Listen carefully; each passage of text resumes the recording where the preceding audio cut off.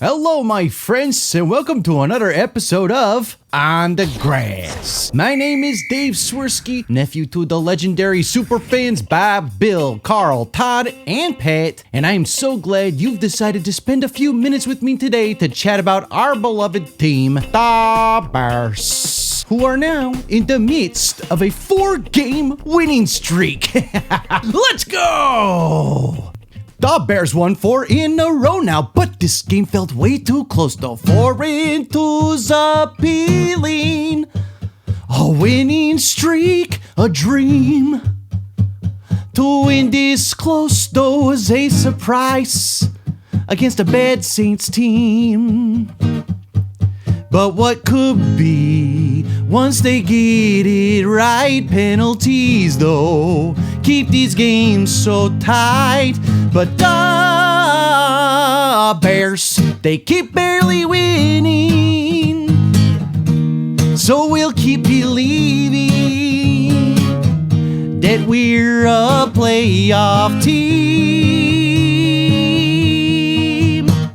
These wins feel nice and dandy. From 0-2, they've climbed. But girl, Bears fans are thirsty for a blowout win next time. With Ben Johnson, this team's surely grown. But don't stop, girl, the wins must go on. The Bears keep on barely winning, so far from your ceiling. You're now not a last place team. The Bears. Now, I know I was away last week from being on the grass with you all, and for that I do apologize. I decided to dive into the behind the scenes of making one of these here parody songs, as that's been a consistent comment I've heard from my friends out there who seemed curious how that all comes together each week. For those who still ask, how do you still keep coming up with stuff week after week? I still don't have an answer. But I'm certain having the support of my uncles, both here still and those watching from above, has got a little something to do with it.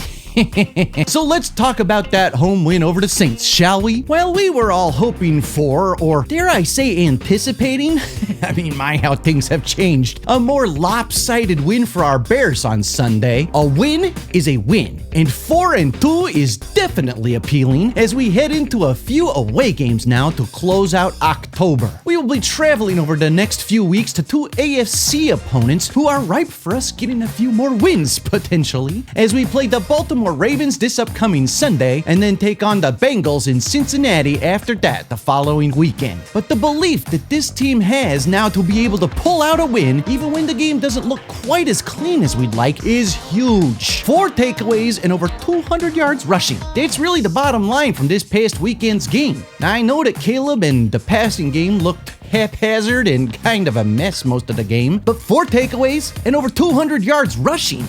I mean, I'm old enough to remember just a few weeks ago when I was deep diving into how much of a struggle it had been for our beloved team to run the ball. And since the bye week, that has completely flipped for us. We have a new starting offensive line arrangement with Theo Benedict now replacing Braxton Jones on the left side at tackle, and I don't know if that's what has led to this or if it's just time on task in the system under Coach Ben. But whatever it is, let's keep it going, fellas. And this past Sunday felt like the first time you could really see the Sonic and Knuckles complement starting to maybe take shape here in Chi-Town with the 1-2 punch of Swift and Manungai both ripping off huge runs throughout the day, which also allowed each to keep fresh legs and act as a changeup for the other as we ran down the clock and locked down the win as the game wound on. And I have news for you, my friends. The Bears are no longer last in the division.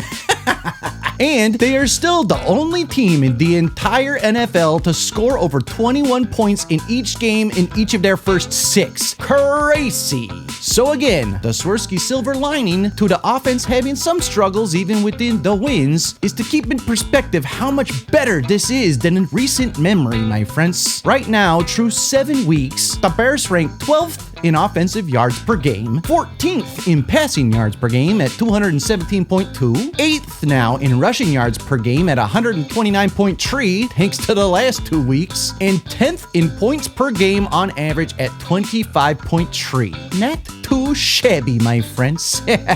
Bars. Defensively, here's where things stand. 25th in yards allowed per game on average at 350, 17th in passing yards a game allowed at 212.3, 28th in rushing yards allowed a game at 137.7, and 25th in points allowed on average at 25.8 per game. But in takeaways, the Bears lead the NFL in turnover differential at plus 11, and we lead in overall takeaways now through 7 weeks with a total of 16 now through 6 games played, topping the Jags by 2, even though Dave also played an extra game at this point.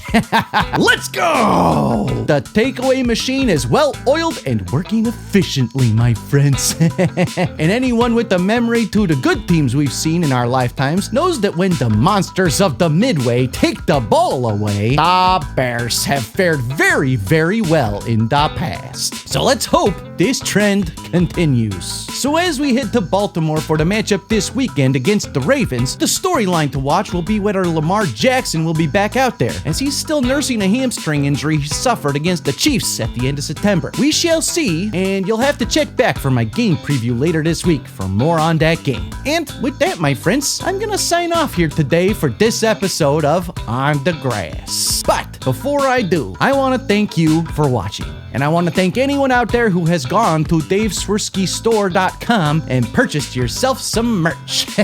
Sharing my videos on your favorite social platform and sporting the merch are the best ways that you can help me to continue to grow the new generation of the super fandom, my friends. And your support keeps me going. So truly, from the bottom of my heart, thank you. As always, be kind to each other and be kind to yourself too. And go Bears! I'll see you soon, my friends.